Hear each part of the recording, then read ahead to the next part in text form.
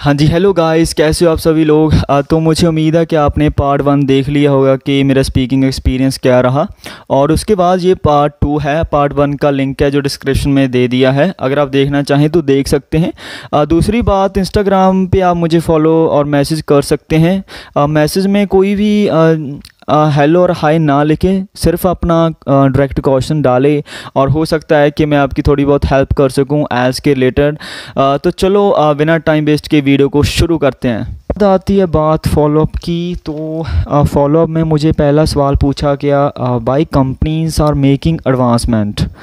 सो उसके जवाब में मैंने कहा कि मैंने बोला कि जो लोग हैं ना उनको चाहिए कुछ नई चीज़ और उसके लिए डिमांड जो हाई रहती है, इसलिए कंपनीज जो हैं उनकी डिमांड को फुलफ़िल करने के लिए they do advancements, they make featured rich products so that people can buy and they can use. एक कारण ये हो गया और दूसरा कारण ये हो गया एडवांसमेंट जो कंपनीज करती हैं। दूसरा कारण है कि जैसे कि अब दूसरा कारण है कि कंपनीज ना अपने आप को प्रॉफिटेबल बनाने के लिए ये सब कुछ करती हैं, एडवांसमेंट्स करती हैं so that they can earning को अपनी को बढ़ा सकें वो। ठीक है, दो मैंने कारण दिए, इससे ज़्यादा मैं कुछ बोला नहीं, अपना बोलकर मैं हट गया। और जब मैंने ये बात की ना अभी कि कंपनीज अपने आप को प्रॉफिटेबल बनाना चाहती हैं इसलिए वो एडवांसमेंट करती हैं, मैडम ने ना झट से सवाल एक और फेंक दिया मेरी तरफ और कहने लगे कि how they can get profit. तो उसके जवाब में मैंने बताया कि जब लोग हैं जो प्रोडक्ट्स ख़रीदते हैं, टेक्नोलॉजी रिच प्रोडक्ट्स ख़रीदते हैं, तो वो अपना पैसा लगाते हैं। पैसा मार्केट में जाता है और वहीं पैसा जाता है कंपनीज़ की तरफ। और कंपनीज़ ऐसा तो है नहीं कि जो प्रोडक्ट है वो सस्ते में बेचेंगी, एक्सपेंसिव प्रोडक्ट्स होते हैं। तो मैंने बोला कि उसी पैसे से वो रिच बन जाते हैं, उनकी इनकम बढ़ जाती है, मार्केट में उनका शेयर बढ़ जाता है। और दूसरा मैंने ये भी बोल दिया था कि they do online shopping as well. They buy those advanced products from the online platforms, and when they visit there, just because of the retention of the people, companies get higher amount and they get popularity as well. In this way, they become profitable. So इसका जवाब मैंने ऐसे दे दिया था। तो उसके बाद सवाल मुझसे पूछा, any device which is widening the personal relationships. तो मेरे दिमाग में उस वक्त वही एक वर्ड आया, मोबाइल फ़ोन। तो मैंने बोला mobile phones are the only one which are creating gap between the relationships. And when people use mobile phones, they just usually focus on screen, and they do not sometimes get time in order to spend with the relatives or with family members. And that's why I think just because of the technological advancement or the mobile phones, people have no time in order to spend with their loved ones. Guys, एक ना बात मैंने ये बोल दी थी कि sometimes people feel lonely when they use mobile. तो ma'am ने ना एकदम से सवाल मुझे पूछा कि why they feel lonely when they use mobile phone. तो इसका आंसर ना मैंने थोड़ा सा कह लीजिए कि तोड़ मरोड़ दिया आंसर को।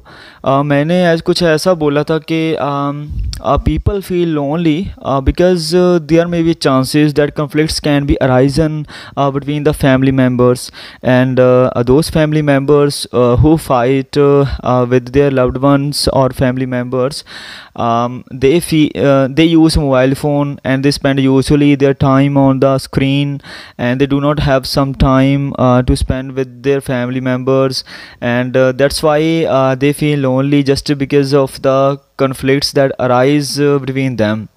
तो इसका आंसर ना देते वक्त भी मुझे ऐसा लग रहा था कि ठीक जा नहीं है आंसर। और इसके बाद ना एक इंट्रो वाला क्वेश्चन मैं आपको बताना भूल गया।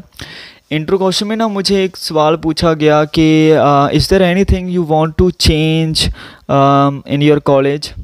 वो कॉलेज वाले क्वेश्चन चल रहे थे तो मैंने उसके जवाब में ये बोला, yes there is a problem of drainage system in my college.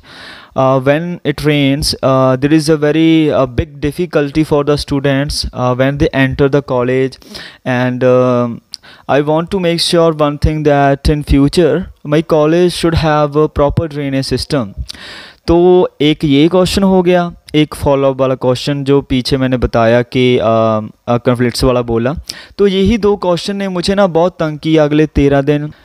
जब मेरी स्पीकिंग एंड हुई, लास्ट वाला फॉलोअप जो कॉन्फ्लिक्ट्स वाला बताया मैंने, और थैंक यू बोलकर मैं बाहर आ गया कमरे से और पासपोर्ट उठाया और मैं घर पहुंच गया. और उसके बाद मैंने सबसे पहले आकर मैं घर पे ये बात बोल दी थी कि मेरी स्पीकिंग अच्छी नहीं हुई, क्योंकि दो क्वेश्चंस ना मुझे बहुत कहूँगा कि तंग किया अगले 13 दिन. तो मैंने ये बोल दिया था कि स्पीकिंग में हो सकता है कि अच्छे बैंड ना आए, और मैं टेंशन फ्री हो गया था ये बोलकर, आ जाएंगे तो अच्छा है, नहीं भी आएंगे तो क्या होगा, कोई और देख लेंगे, दोबारा देख लेंगे, या फिर छोड़ देंगे, और क्या कर सकते हैं. तो मैंने ये दो क्वेश्चन अपने दोस्तों के साथ भी डिस्कस किए. तो उनमें से एक ने तो कह दिया कि कोई बात नहीं, एक दो फॉलोअप तो होता है, लेकिन बाकी जो स्पीकिंग हुई है वो तो अच्छी हुई होगी ना. एक ने बोल दिया कि जैसे मैंने आपको बताया ना, is there anything you want to change in college, तो उसमें एक जने ने मुझे बताया कि ये तो मेमोराइज कंटेंट है, वो हम विलेज के बारे में नहीं बोलते चीज़ ना. हम कहते हैं विलेज में कि ड्रेनेज सिस्टम अच्छा नहीं है, ये फैसिलिटी अच्छी नहीं है. तो ये मुझे बताया गया कि मेमोराइज कंटेंट में आता है, क्योंकि सभी ये बातें कॉमन होती हैं ना. तो मैं थोड़ा सा और डर गया उस वक्त, मैं जब डिस्कस कर रहा था अपने दोस्त के साथ.